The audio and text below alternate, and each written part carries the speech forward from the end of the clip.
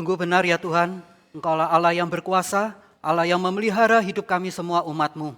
Tidak sedetik pun Tuhan meninggalkan kami. Tuhan senantiasa memelihara kami. Dan pada saat ini ya Tuhan, kami ingin membaca, merenungkan firman-Mu. Kuduskan kami dan kami boleh mengalami firman-Mu sungguh nyata.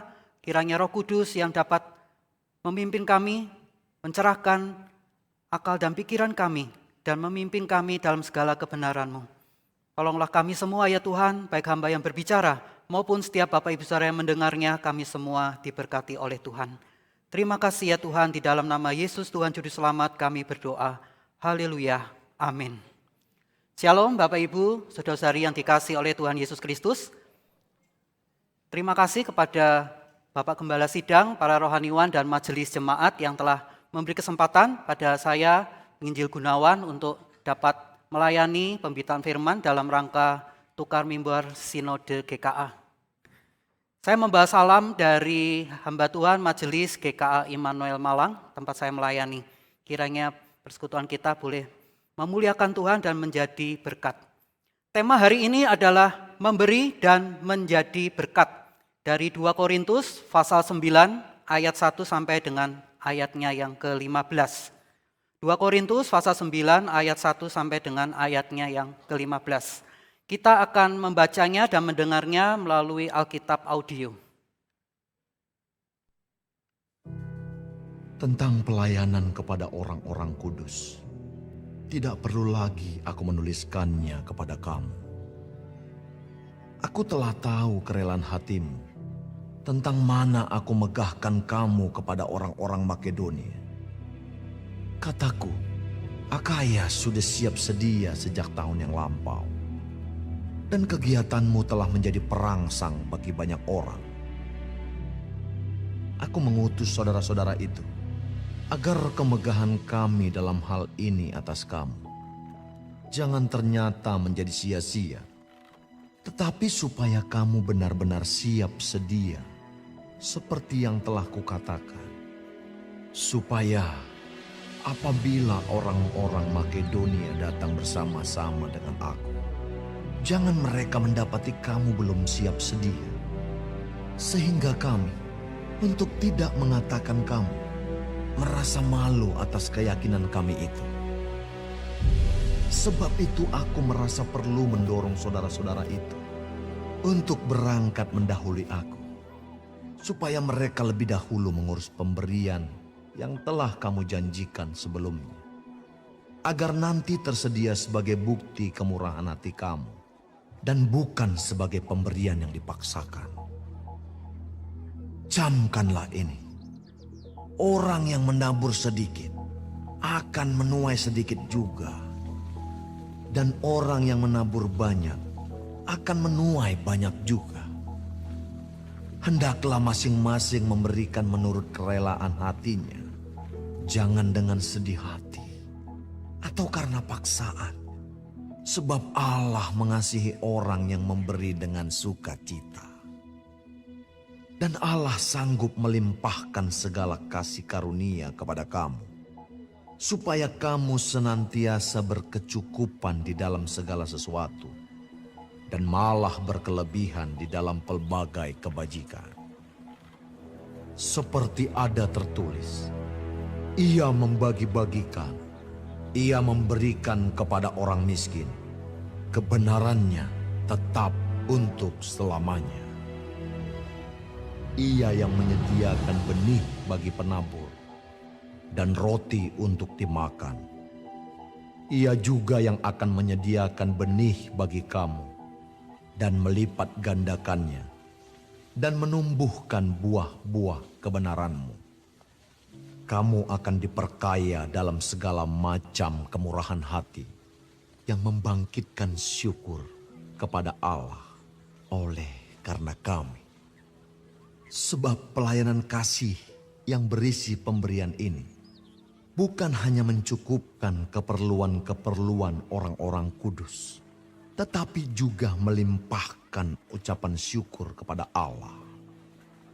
Dan oleh sebab kamu telah tahan uji dalam pelayanan itu, Mereka memuliakan Allah karena ketaatan kamu dalam pengakuan akan Injil Kristus, dan karena kemurahan hatimu dalam membagikan segala sesuatu dengan mereka dan dengan semua orang. Sedangkan di dalam doa mereka juga merindukan kamu oleh kasih karunia Allah yang melimpah di atas kamu. Syukur kepada Allah karena karunia-Nya yang tak terkatakan itu. Saudara yang dikasihi oleh Tuhan Yesus, bagian firman Tuhan yang kita baca dan dengarkan tadi merupakan bagian dari nasihat Rasul Paulus kepada jemaat Korintus agar mereka mau berbagian di dalam pengumpulan dana untuk jemaat Yerusalem yang mengalami kesulitan dalam hal keuangan. Jemaat Yerusalem mengalami miskin, mereka membutuhkan topangan dana, dan Rasul Paulus dalam pelayanan, dalam perjalanan misinya ke berbagai gereja jemaat yang dia layani, dia mau mengumpulkan dana untuk jemaat di Yerusalem. Memang Paulus sudah menulis di dalam bagian sebelumnya bahwa dia sudah mendapatkan janji dari jemaat Korintus ini bahwa mereka akan mendukung. Bahkan jemaat gereja yang lebih kecil, lebih sederhana, bahkan lebih miskin daripada Korintus, misalnya yang tadi disebut Makedonia, itu gereja di Filipi, mereka sudah lebih dulu mengumpulkan dana persembahan untuk gereja di Yerusalem. Tapi jemaat Korintus rupanya menunda dan mereka perlu diingatkan sekali lagi. Nah, saudara, berbicara tentang persembahan, tentang bagaimana kita memberikan persembahan untuk pekerjaan Tuhan, memang ada hal-hal yang kita lihat melampaui prinsip yang ada di dalam dunia ini. Kalau prinsip di dalam dunia ini, kita diajarkan hemat pangkal kaya. Ya. Hemat itu akan mendatangkan kita mempunyai cukup untuk bisa menjadi punya dana dan bisa menjadi kaya. Maka kemudian orang berusaha dengan sedemikian rupa untuk memperkecil pengeluaran dan memperbesar pemasukan. Jadi kalau hal memberi, persembahan, memberikan dana itu termasuk pengeluaran. Kalau bisa diminimalisir, diperkecil kalau menurut prinsip ekonomi ini. Tapi prinsip Alkitab itu adalah melampaui apa yang menjadi perhitungan ekonomi dunia. Prinsip Alkitab justru mengatakan memberi itu akan mendatangkan berkat. Jadi Bapak Ibu Saudara, firman Tuhan hari ini akan menolong kita untuk mengetahui apa konsep persembahan di dalam kekristenan. Jadi Tuhan, sumber segala berkat, itu berjanji bahwa Dia tidak akan meninggalkan kita, umatnya. Dia akan selalu menyertai kita. Maka Dia akan mengasihi orang yang mau memberi dengan murah hati, dengan sukacita. Dan ini adalah prinsip yang berbeda dengan prinsip ekonomi dunia, bahkan melampauinya. Maka kita melihat tokoh-tokoh Alkitab, tokoh-tokoh gereja, orang-orang yang berkecimpung dalam pekerjaan Tuhan memberikan nasihat. Ini salah satu kutipan dari Mother Teresa. The less we have, the more we give. Seems absurd, but it's logic of love.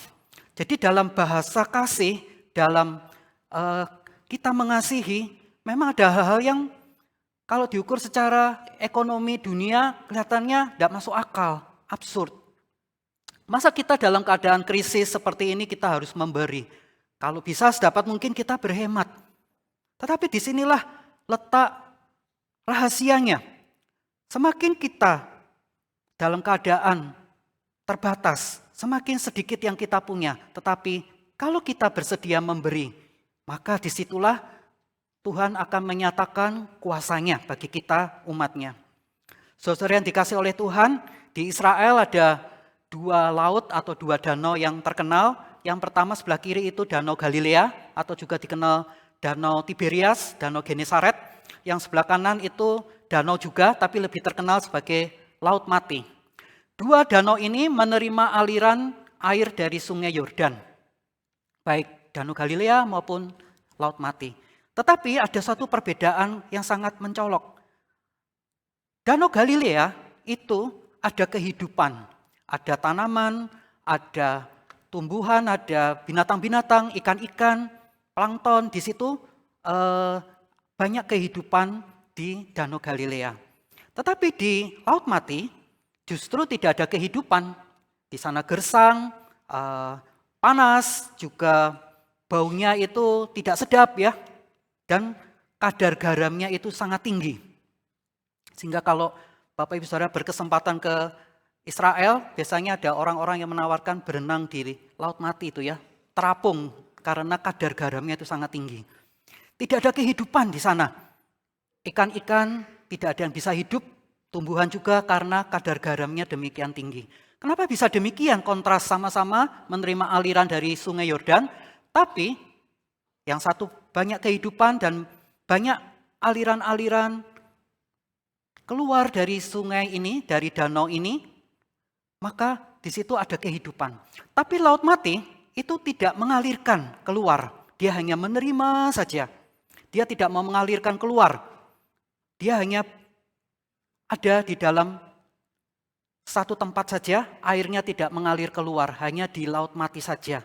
Hanya menerima, tidak ada keluar. Tapi yang Danau Genesaret, Danau Galilea, dia menerima, tapi dia banyak mengalirkan keluar ke anak-anak sungai di sekitarnya. Maka di situ ada kehidupan, saudara. Ini prinsip yang penting bagi kita juga. Kalau kita sebagai anak Tuhan, kita menerima berkat dari Tuhan yang melimpah dalam hidup kita, kita mengucap syukur, kita mau berbagi, kita mau mendukung pekerjaan Tuhan, memberi persembahan, justru disitulah ada kehidupan, ada berkat yang terpancar. Tetapi kalau kita hanya menerima berkat dan menimbun dalam diri kita, dalam kehidupan kita, kita tidak mau berbagi, justru kita akan seperti Laut Mati, yaitu keadaan kita akan mengenaskan, tidak terpancar kehidupan dan kelimpahan di dalamnya. Nah, saudara-saudara, sudah cukup banyak kisah orang-orang kaya di dunia, miliarder, mungkin orang-orang yang begitu kaya raya, tapi karena terlalu menghemat, jadi bedanya antara hemat dan pelit itu kadang-kadang tipis ya. Jadi dia terlalu hemat sekali sampai bajunya nggak pernah ganti, koleksinya itu aja, dan dia untuk berobat kepada sakitnya dia nggak mau berobat. Akhirnya di akhir hidupnya orang ini mati secara mengenaskan ya. Ada banyak contohnya Bapak Ibu Saudara ya. Para miliarder, orang kaya yang tidak mau mengalirkan berkat yang dia terima justru seperti Laut Mati. Dia dalam keadaan yang menyedihkan. Nah, firman Tuhan hari ini berbicara paling tidak ada 3 hal yang kita bisa pelajari. Yaitu yang pertama adalah hukum tabur tuai. Siapa memberi akan menerima.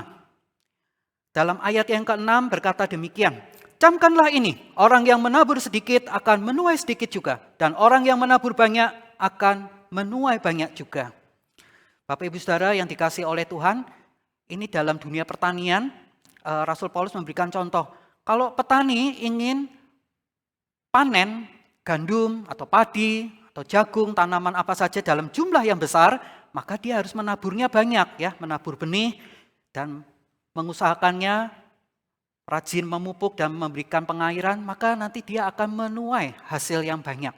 Tapi kalau dia tidak menabur banyak, artinya menabur sedikit, maka tidak mungkin menuai banyak. Nah, ini hukum tabur tuai.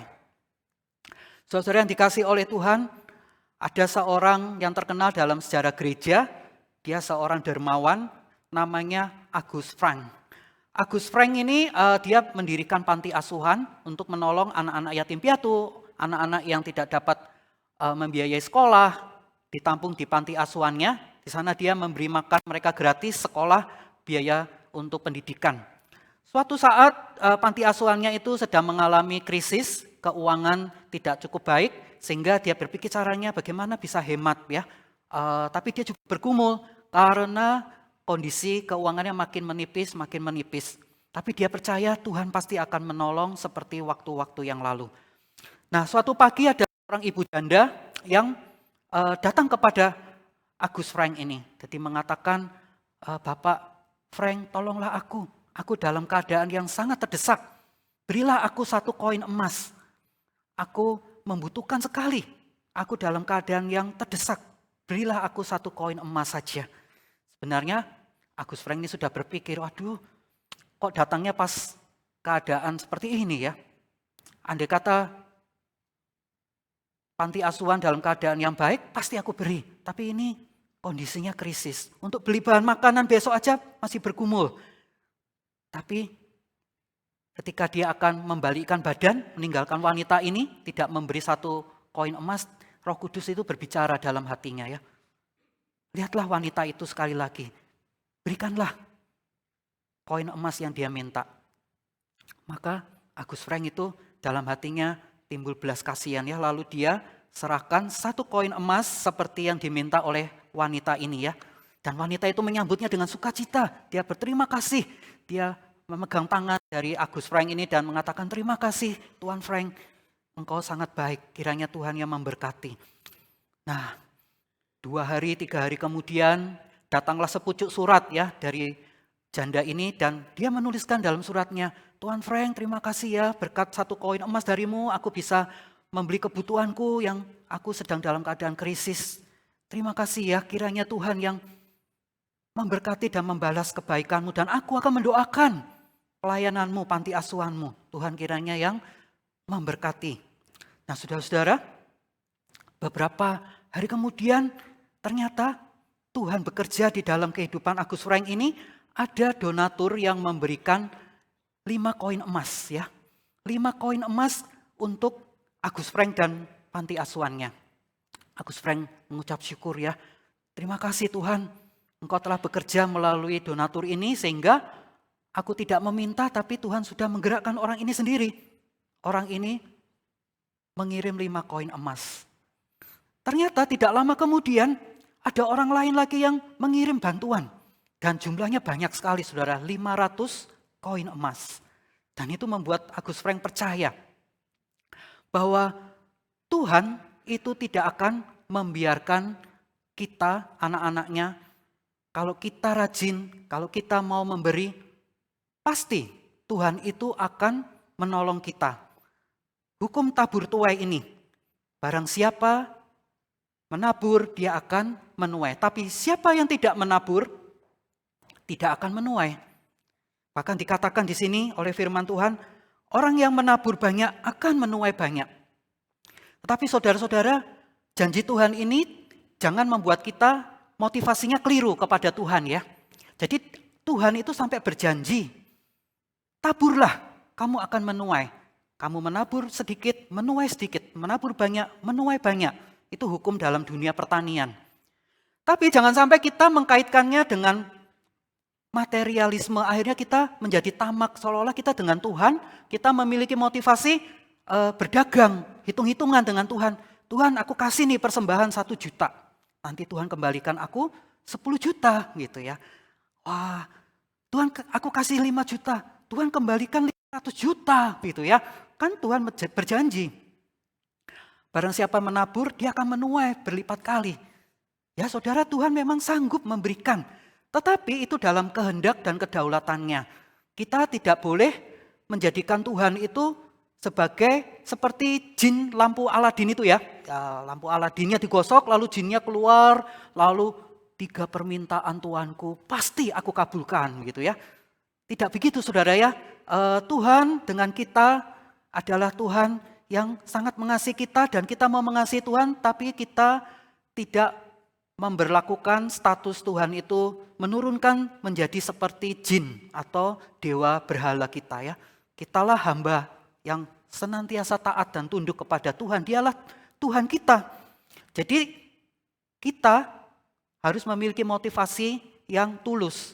Kita mau memberi persembahan, memberikan dukungan untuk pekerjaan Tuhan, tetapi bukan motivasinya untuk mendapatkan yang lebih banyak sebagai investasi atau alat pancing.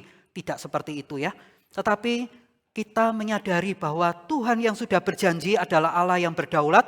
Pasti dia akan tahu. Dia maha bijaksana, dia lebih mempunyai hikmat daripada kita. Kita terbatas tapi Tuhan itu tidak terbatas. Sehingga kita dapat percaya kepada firman-Nya di dalam Amsal 11 ayat 24-25. Ada yang menyebar harta tetapi bertambah kaya. Ada yang menghemat secara luar biasa namun selalu berkekurangan. Siapa banyak memberi berkat, diberi kelimpahan. Siapa memberi minum, ia sendiri akan diberi minum. Jadi janji firman Tuhan ini memberikan kita suatu kepastian, keyakinan. Jangan takut memberi, karena Allah sumber segala berkat, semua berkat berasal dari Dia. Maka kalau kita mentaati firman-Nya, pasti juga Tuhan akan menjalankan firman-Nya, yaitu akan memelihara kita dan akan memberkati kita di dalam kedaulatannya, dalam keluasan kehendak-Nya yang sempurna. Maka saudara, di firman Tuhan ini dikatakan, orang menabur sedikit, menuai sedikit. Menabur banyak, akan menuai banyak. Prinsip yang kedua adalah kita memberi dengan sukacita, bukan karena terpaksa. 2 Korintus 9 ayat 7, hendaklah masing-masing memberikan menurut kerelaan hatinya, jangan dengan sedih hati atau karena paksaan, sebab Allah mengasihi orang yang memberi dengan sukacita.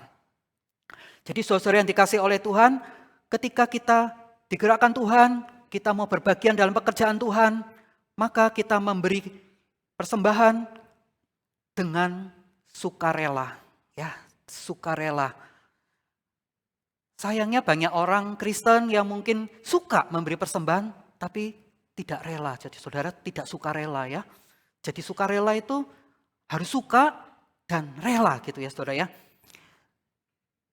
Tidak terpaksa, tidak karena ditakut-takutin gitu ya. Misalnya, ada dari mimbar gereja sering ada khotbah yang ayo memberi, kalau tidak memberi nanti kamu terkena bencana, terkena musibah. Bukan karena ditakut-takutin begitu ya saudara ya.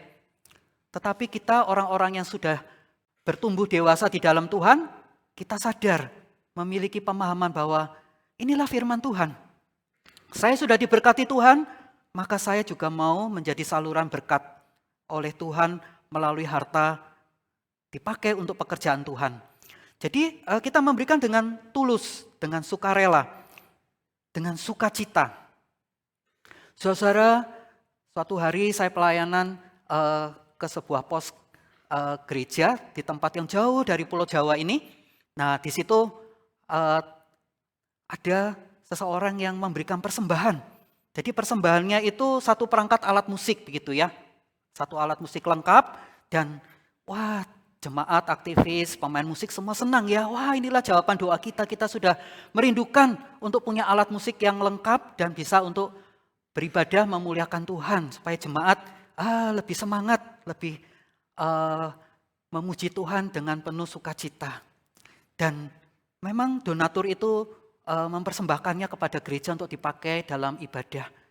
Tetapi Bapak Ibu Saudara, sejak hari alat musik itu datang, seperti ada benang gitu ya, tali yang tidak terlihat yang mengikat alat musik itu dengan dihubungkan ke rumah donatur itu saudara ya. Jadi apa saja yang terjadi pada alat musik itu, donatur itu bisa cepat tahu gitu ya. Dia menelpon kepada hamba Tuhan, pada majelis, itu tolong ya alat musiknya dibersihkan, jangan kena debu ya, harus dirawat ya.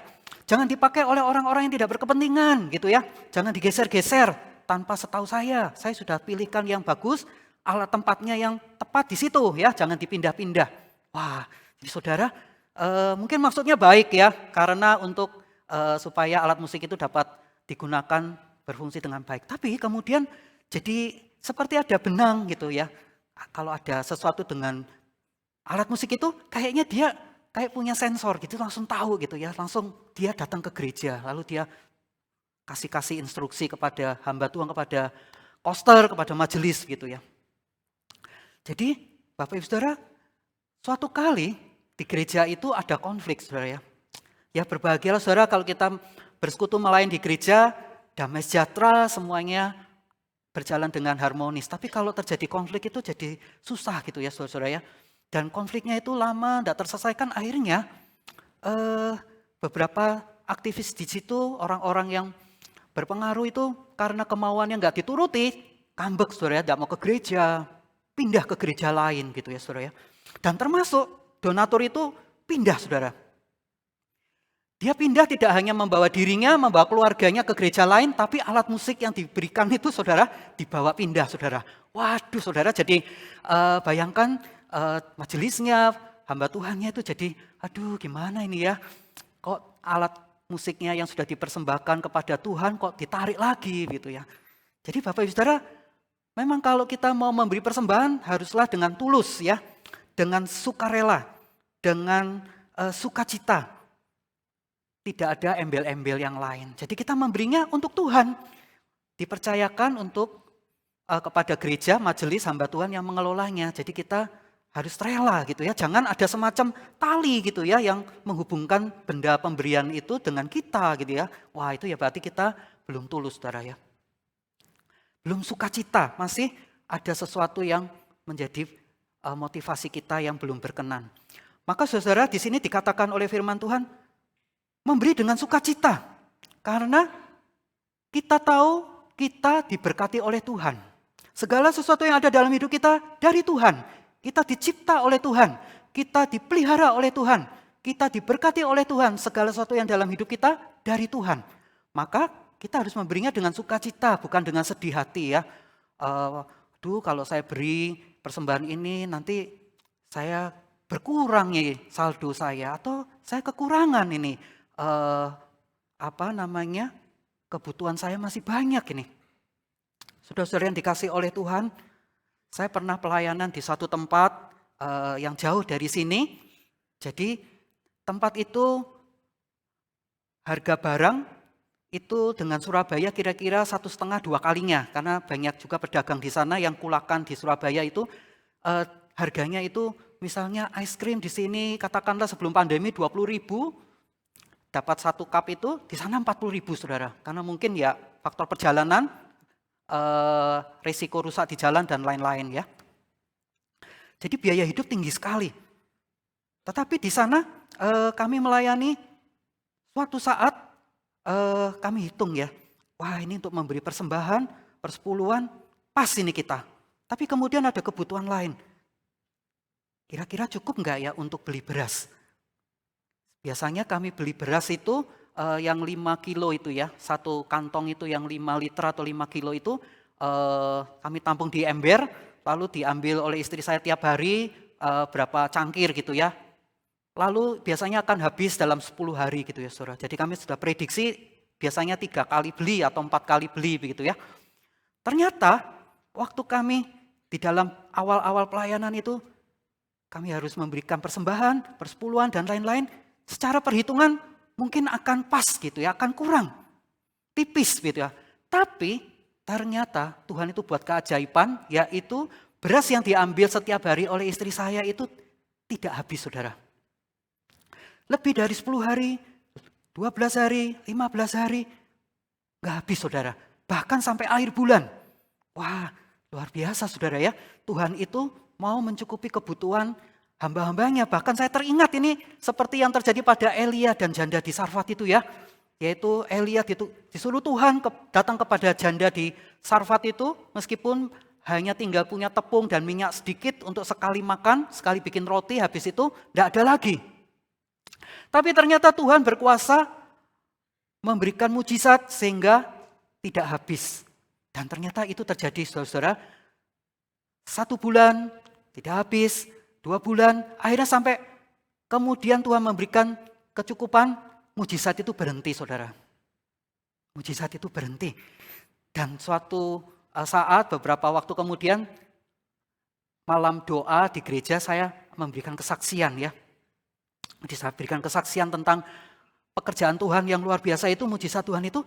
Selesai kebaktian doa, majelisnya ada yang nyamperin saya ya. Contoh Gunawan, luar biasa ya. Boleh enggak saya pinjam embernya, nanti saya taruh beras di rumah saya di ember itu ya. Supaya enggak habis-habis begitu ya. Lalu saya tahu dia bercanda ya.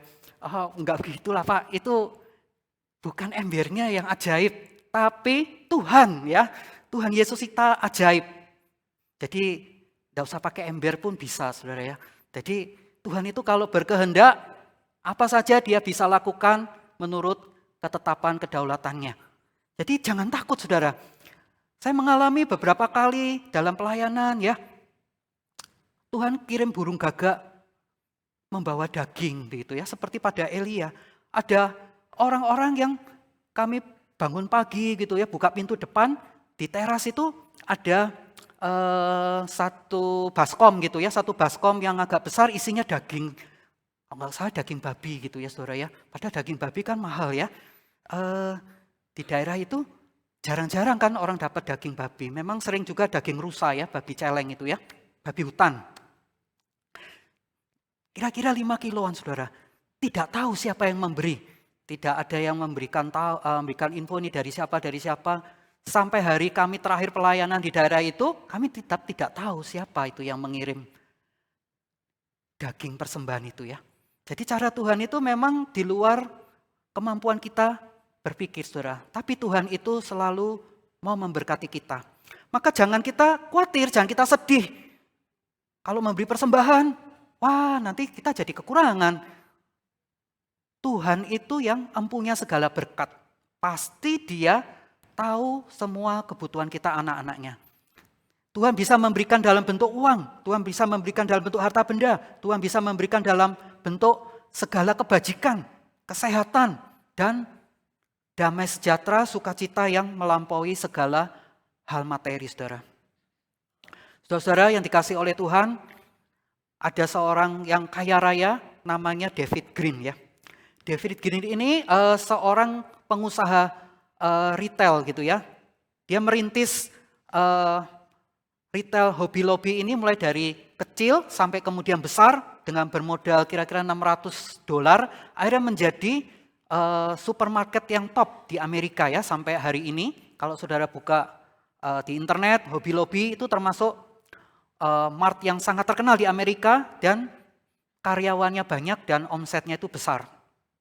Yang menarik dari David Green ini adalah dia seorang yang memberlakukan prinsip-prinsip Alkitab di dalam pekerjaannya, dalam bisnisnya. Jadi pada hari Minggu dia menginstruksikan Hobby Lobby tutup, ya. Semua karyawan tidak usah bekerja, nikmatilah waktu bersama keluarga, ibadah di gereja, beribadahlah kepada Tuhan pada hari Minggu itu. Padahal kalau hari Minggu kita tahu ya, banyak orang yang berbelanja, shopping pada hari Minggu. Tapi dia berani instruksikan hari Minggu tutup, supaya ada kesempatan bagi semua staf dan karyawannya dan dia ingin menikmati ibadah bersama semua keluarganya. Dan saudara, ternyata Tuhan itu memberkati dia lebih banyak lagi. Walaupun hari Minggu itu sebenarnya ada kesempatan pemasukan yang besar, transaksi yang besar, tapi berkat Tuhan jauh lebih besar. Bahkan dia banyak sekali diberkati Tuhan dan dia mengembalikan berkat itu untuk pekerjaan Tuhan melalui misi, melalui panti asuhan, sekolah-sekolah Alkitab. Dia menyumbang untuk museum Alkitab.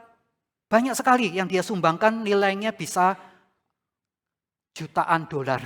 Wah, itu jumlah yang besar sekali, saudara.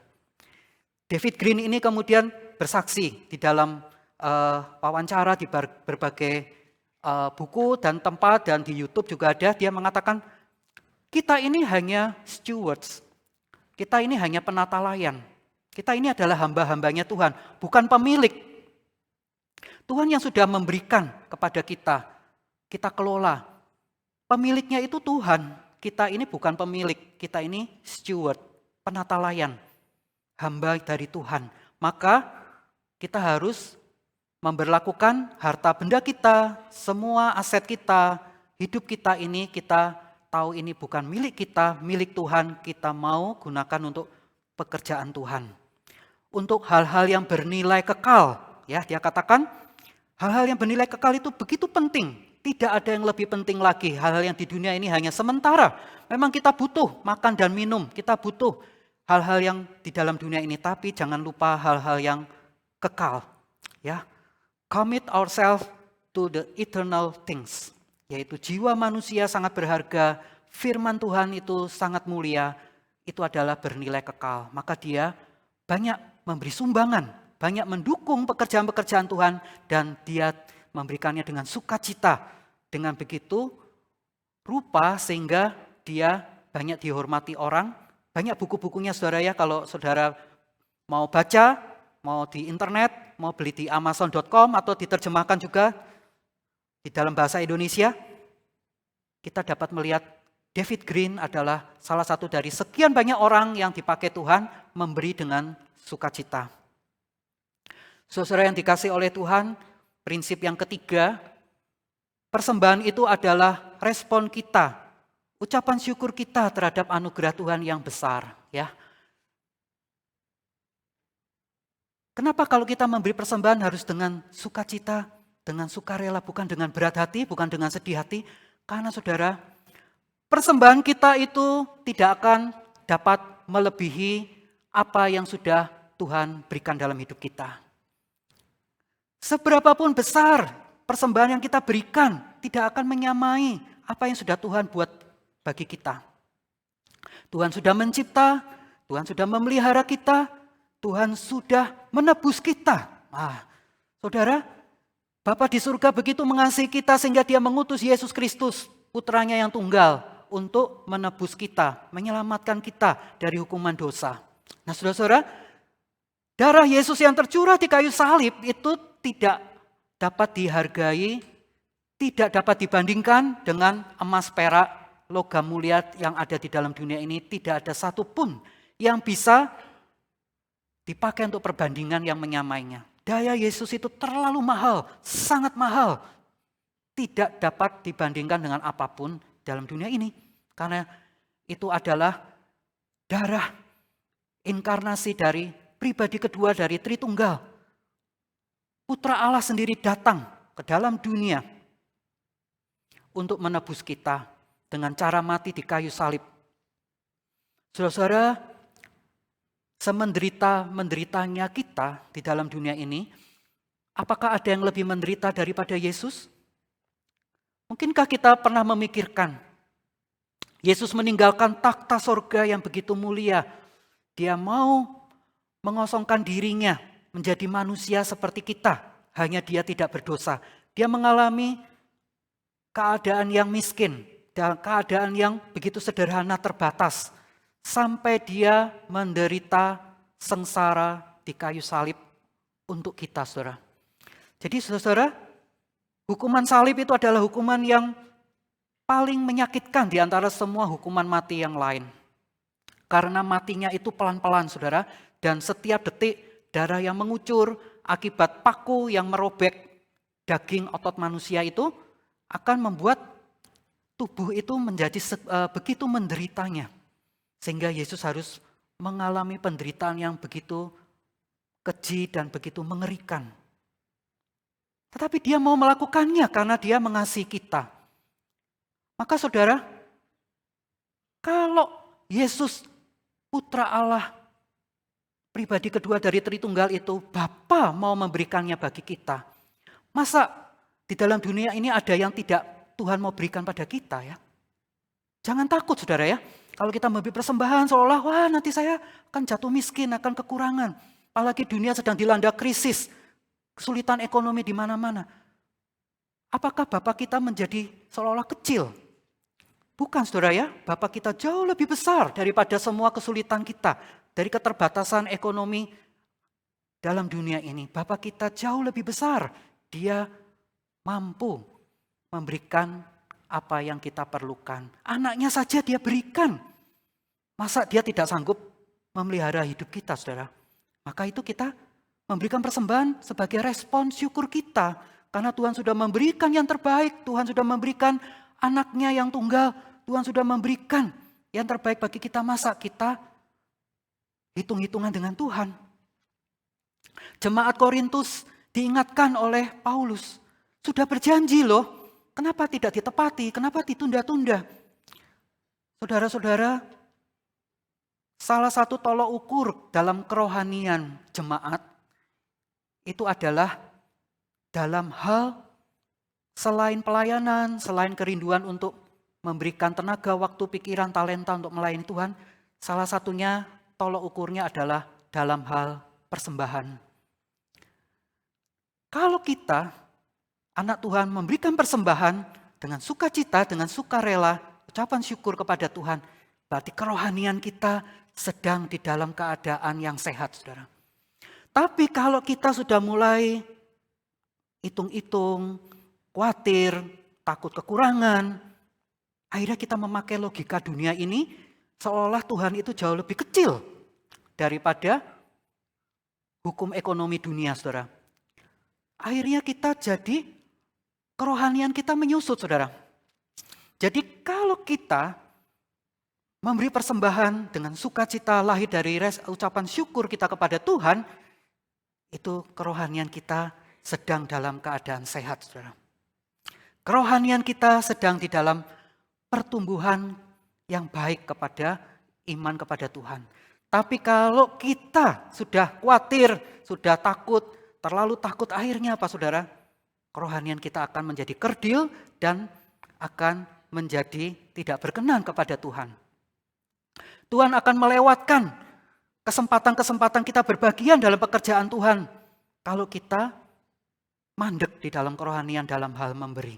Maka saudara, di dalam surat kepada jemaat Korintus ini Rasul Paulus mengingatkan, jemaat yang lebih miskin sudah memberi. Kenapa Korintus yang kota metropolitan, kota perdagangan, jemaat yang diberkati melimpah, kenapa menunda-nunda sampai harus Paulus itu mengutus satu tim, di antaranya ada Titus, untuk mengingatkan ya. Jadi Paulus tidak ingin mempermalukan jemaat Korintus. Kalau nanti ada jemaat datang, jemaat dari Makedonia, loh katanya Rasul Paulus, Korintus itu sudah siap memberi. Kami yang jauh lebih kekurangan sudah memberi kok, Korintus belum memberi. Nah, Paulus tidak mau mempermalukan gereja Korintus.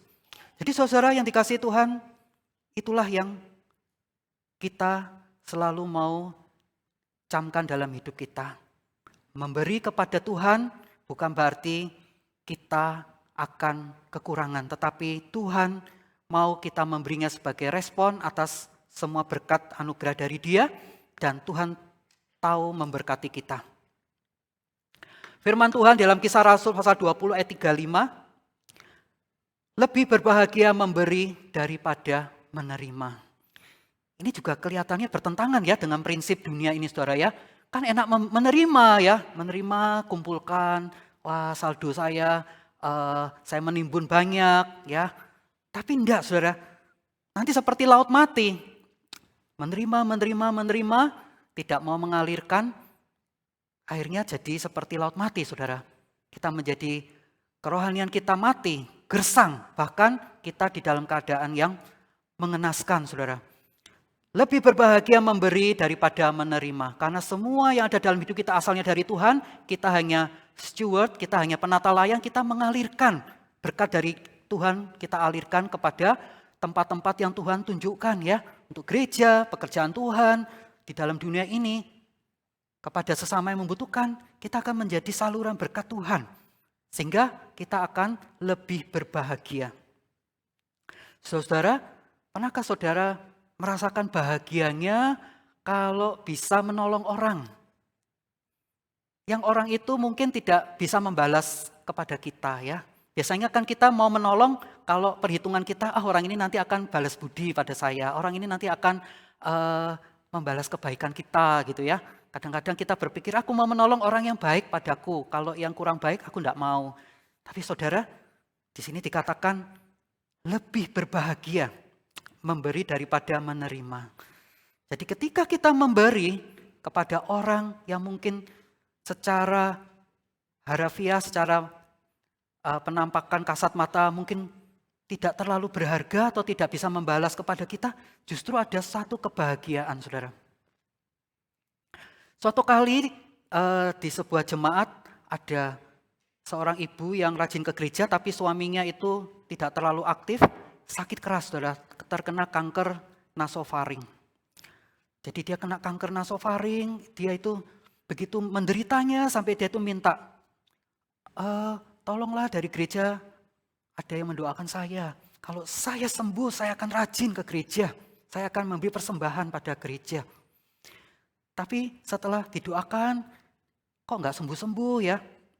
Waktu berjalan terus, lalu dia bilang gini, kalau dari gereja doakan saya nggak sembuh, saya yang lain aja enggak apa-apa. Silakan. Lalu dia undang yang lain-lain, saudara ya. Paranormal, orang pintar, dari berbagai agama, pokoknya yang bisa sembuhkan saya akan jadi pengikutnya, gitu ya saudara ya. Ternyata saudara, akhirnya dia meninggal karena penyakit kanker itu. Lalu istrinya itu dalam keadaan dia seorang janda dan ada 3 anak yang masih kecil-kecil, masih sekolah, tidak punya penghasilan saudara. Jadi kemudian kita berdoa, lalu istri saya itu punya hobi bikin kue saudara ya.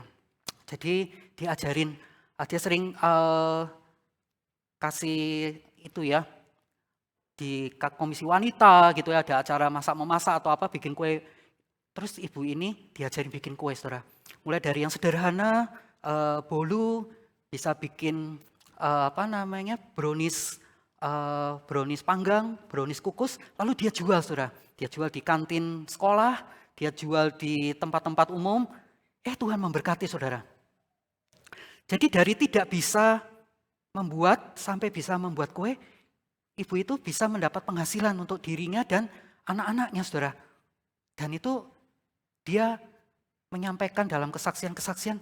Jadi kami itu bersyukur saudara. Walaupun kami tidak bisa memberi uang, tapi memberi keterampilan. Dan itu bisa dipakai untuk cara Tuhan memelihara dia dan anak-anaknya. Jadi saudara itu bahagianya lebih kalau dari kita mendapatkan uang gitu saudara ya. Karena ini jenis kebahagiaan di mana kita menjadi saluran berkat untuk orang-orang lain, di mana orang-orang itu bisa diberkati Tuhan melalui kita. Itu lebih berbahagia saudara. Lebih berbahagia memberi daripada menerima. Jadi saudara yang dikasihi Tuhan, firman Tuhan hari ini mengingatkan kita.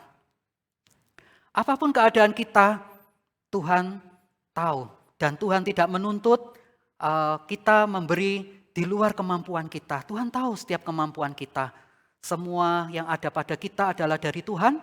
Dan mari kita mengalirkan berkat yang kita terima dari Tuhan itu untuk pekerjaan Tuhan, untuk gereja, untuk hamba-hamba Tuhan, misionaris, sekolah-sekolah, dan lain-lain. Banyak pekerjaan Tuhan yang bisa kita topang melalui persembahan kita. Dan Tuhan berjanji dia tidak akan meninggalkan kita, dia akan memberkati kita, dia akan menjadikan kita hidup bermakna dan berbahagia. Mari kita mengucap syukur untuk semua yang Tuhan nyatakan di dalam firman-Nya. Amin. Mari kita berdoa. Bapa di surga, kami mengucap syukur, terima kasih ya Tuhan untuk firman-Mu. Tolonglah kami untuk tidak hanya mendengar saja, tapi kami juga menjadi pelaku firman. Berkati setiap Bapak Ibu saudara yang hadir pada hari ini maupun juga yang secara online di rumah. Tuhan juga yang memberkati keluarga, pekerjaan, aktivitas kami. Dunia sekarang ini sedang menghadapi kesulitan ekonomi, krisis global, tetapi kami percaya kami mempunyai Tuhan yang jauh lebih besar, jauh lebih berkuasa dari semua kesulitan yang ada pada saat ini. Dan kami mau mempercayakan hidup kami dalam tangan Tuhan. Terima kasih ya Tuhan, di dalam nama Yesus, Tuhan Juru Selamat kami berdoa. Amin.